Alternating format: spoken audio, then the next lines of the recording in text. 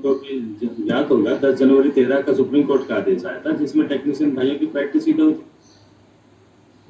उसके बाद जब राइटिंग स्टैंड के साथ सिद्ध हो गया 4500 का सबको इक्वल मिल गया, क्लियर हो गया। उसके बाद 5000 8000 के लिए हमें कोर्ट जाना था दोबारा से, क्योंकि पैट की एक बार सीट होती है, बार बार उसको कराने के लिए जरूरत नहीं पड़नी चाहिए, लेकिन डिपार्टमेंट नहीं माना और तब तक आदि का तो कोई जन्म भी नहीं हुआ था।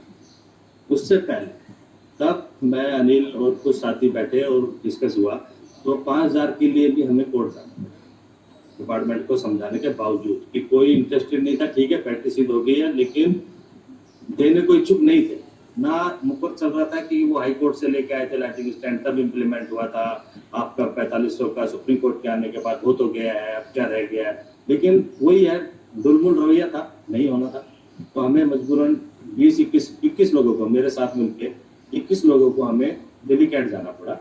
और जबकि कुछ लोग आरती के थे, कुछ एडीटी के थे, दोनों के मिलके थे। दोनों एसोसिएशनों से कहा गया था कि पैसे की फंडिंग कर दो, दोनों ने साफ मना कर दिया, हम पैसे नहीं। ये एक कड़वी सच्चाई है जो कि सहन से परे है, क्योंकि हम मेंबर उन्हीं के हैं भाई। आप पैसे नहीं देंगे तो कैसे चलेगा। और ये क्लियर था कि लाइटिंग असिस्टेंट इकट्ठे नहीं गए थे, गुच्छे में गए थे। सबसे पहले एक बैच 31 लोगों का गया था सिर्फ, और उसने इम्प्लीमेंट कराया था अपने ऊपर, क्योंकि एक कोर्ट का एक आदेश है कि कुछ संख्या में जाओगे तो ज्यादा इशू नहीं बनाया जाता। जल्दी जल्दी छोटे छोटे मंच में गए, इम्प्लीमेंट होता चला गया उनका। हमने भी फिर ये चुना था 21 लोगों का कि 11-11 कर लेते हैं, 10-11, ताकि दोनों एसोसिएशनों के हो जाएंगे, बाद में एक एसोसिएशन के प्लेटफॉर्म से जनरलाइज हो जाएंगे। लेकिन दोनों ने मना कर दिया मेरे दोस्तों। उसके बाद हम लोगों ने खुद सेल्फ से कैट दिल्ली गए, कैट दिल्ली से ऑर्डर लिया, इम्प्लीमेंट कराया। पहले 21 लोगों ने, फिर 74 लोग गए, जीएम त्यागी के नाम से लेके गए दूसरा बैच, क्योंकि संख्या मेरे भाइयों की ज्यादा बढ़ गई थी। हर कोई कह रहा हमें नहीं लिया, हमें नहीं लिया। तो उसके बाद फिर नहीं माने तो 74 लोगों का एक पंच दोबारा बनाया गया, उसको लेके गए, उनको भी मिला। तब जाके आरती और एडीटी जागी कि अब हमारे मेंबरों का क्या होगा। भैया पहले क्या था, तब इन्होंने भी केस डाला। और हमारा जब लास्ट स्टेज जीएम त्यागी वाला चल रहा था, उसमें ही कूद गए साथ में कलम कराने के चक्कर। ये भी एक स्टोरी है। और नहीं तो विद एरियर आ रहा था, कोर्ट ने ऑर्डर किया 1415 से, यस के लिए 1196 से ही 5000 हट गया, लेकिन नोशनल रख दिया 1415 से विद एरियर कर दिया। वो भी इन्हीं की बदौलत, क्योंकि करोड़ों का बयान हो गया था कोर्ट में। ऐसी मूर्खता नहीं करा करते जो प्रेसिडेंट होते हैं किसी एसोसिएशन के, कि वो जाके ये कहे वकीलों से कि ये कह दो इतने करोड़ का। क्योंकि वहां उस टाइम पे मेरे दोस्त अगर कुछ जानते होंगे तो एसीपी का मुद्दा चल रहा था कि हमें एसीपी मिल जाए। ये एससी और एई जो 3 कैडर थे, उनके लिए एसीपी का रास्ता प्रेसिडेंट साहब खोलना चाह रहे थे कि किसी तरह, क्योंकि पैसे का मामला आता है, फिर फाइनेंस जाएगा तो रुक जाएगा।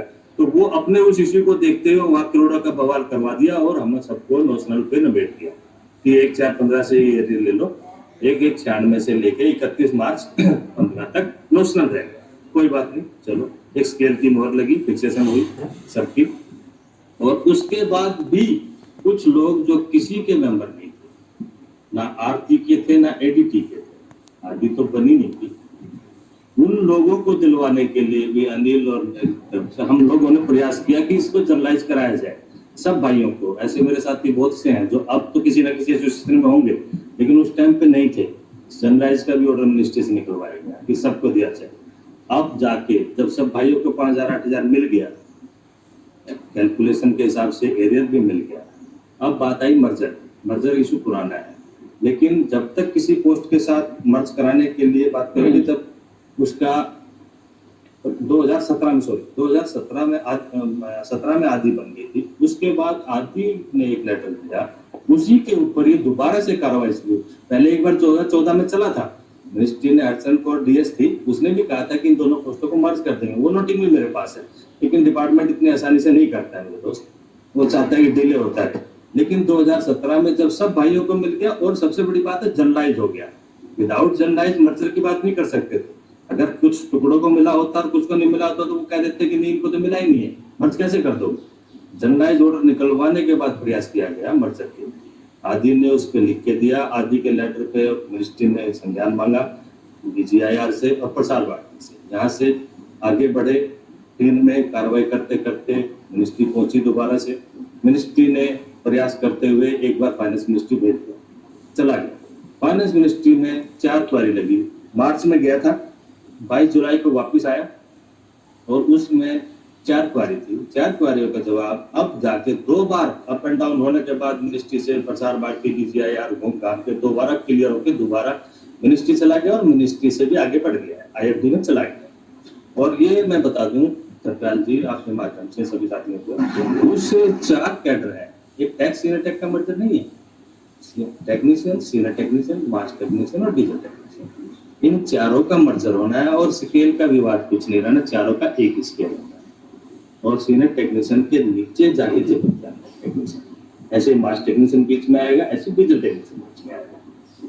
तो वहां भी वो मेरे कुछ साथियों को विवाद था कि हमारा क्या होगा, नाम जूनियर ब्रॉडकास्ट इंजीनियर होगा, बिल्कुल क्लियर है, पहले कर दिया था हमने तो प्रसार भारती बोर्ड से और उसी पे मोहर लगती हुई मिनिस्ट्री से फाइनेंस मिनिस्ट्री भी चली गई थी, लेकिन 4 क्वारियों के कारण वापस आ गई थी फाइल, अब उनका जवाब बन के वापस जा रहा है।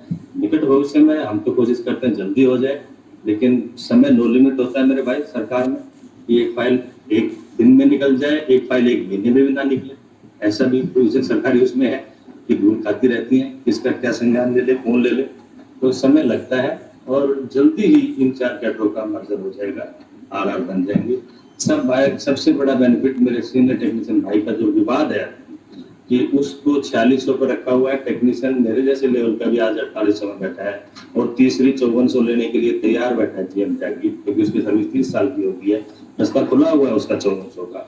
तो हम चाहते हैं कि मर्जर हो जाए, तो सीनियर टेक्नीशियन भाई का जो एक स्केल कम हो रखा है क्योंकि उसको एक प्रमोशन मान रखा है, उसकी वजह से वो आज भी 4600 पे अटका हुआ है, तो कि वो भी 4800 पे जाए और 48 पर 54 पे जाए, तो चारों एक ही मर्ज हो जाएंगे, 42 बेस हो जाएगा सबका, पहला 46, दूसरा 48, तीसरा 54, ये रास्ता खुलता है मर्जर के बाद।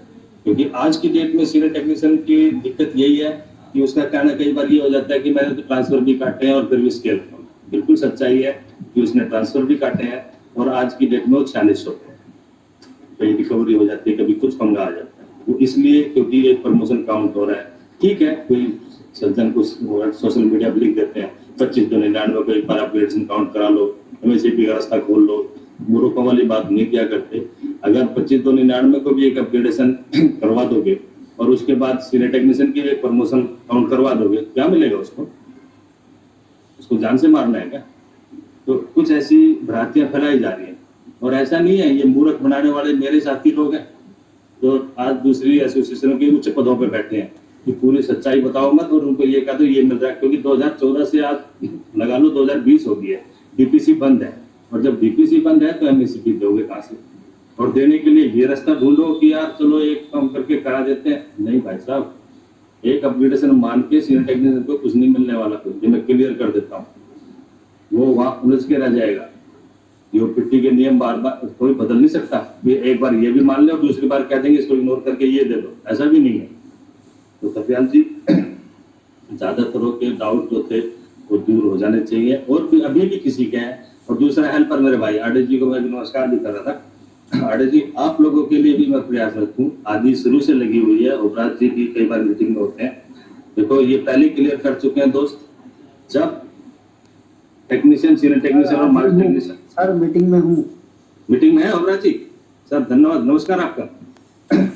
तो उसमें जब RR बनेंगे, मैं बिल्कुल क्लियर कर दूं, RR तब तक जूनियर ब्रॉडकास्ट इंजीनियर के बनेंगे तो उसमें पूछा जाएगा इसकी भर्ती कैसे होगी और इसमें पोस्टिंग किसकी होगी, नीचे हेल्पर से इसके अंदर आएगा और ये कहाँ जाएगा, ये में जाएगा, तो भी इन तीनों कैडरों के RR में आएगा लिखित में, तब इन होमराज भाइयों के लिए भी एक शुभ संकेत है कि इनका रास्ता सीनियरिटी कम फिटनेस का खुलेगा। क्योंकि जब जूनियर ब्रॉडकास्ट इंजीनियर है बन की पोस्ट तो डायरेक्ट होंगे, कुछ एग्जाम से होंगे और कुछ प्रमोशन से होंगे। जब प्रमोशन का सीनियरिटी कम फिटनेस खुलेगा तो उसमें लिखा जाएगा इस जूनियर ब्रॉडकास्ट इंजीनियर जो पोस्ट बनी है उसमें यहाँ से एंट्री होगी।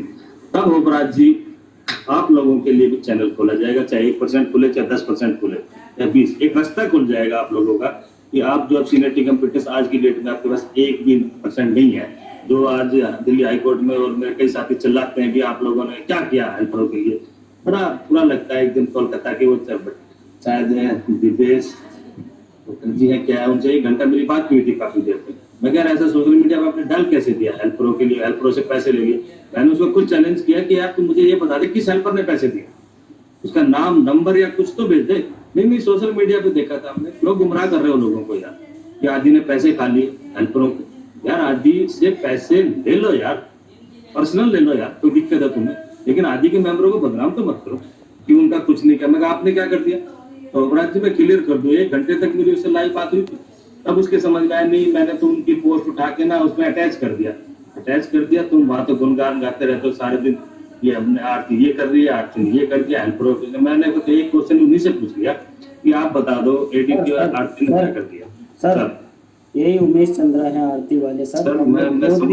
हम लोग सर 2 दिन चक्कर काटे थे इनके पास में अपने काम में, हर बार जाया करते थे, 1 महीने में 3-4 राउंड। लेकिन सर हम लोग उनसे वो झाग के भागने लगे, हम लोगों ने जब उनसे मिले हैं सर हम लोग, तो बोलने लगे कि मेरे पास छोटे मोटे लोगों के लिए समय नहीं है भाई। बिल्कुल है। आ गए मेरे दोस्त मेरे फ्लोर पे ऊपर बैठता था उमेश चंद्रा, मैंने देखा है ट्रीट करता था। आप देखे ना हम लोग जाते थे, इग्नोर नहीं कर सकता, लेकिन मैंने देखा है। ऐसा जवाब जिस दिन सुने उसी दिन से फिर छोड़ दिया। हाँ मैं यही बोला था तो यादव सर मैं 2 मिनट इंटरप्ट करूंगा आपको। हमारे जो है ओबराज सिंह जी हैं, सेक्रेटरी हेल्पर है, सेंटर टीम में है, ठीक है।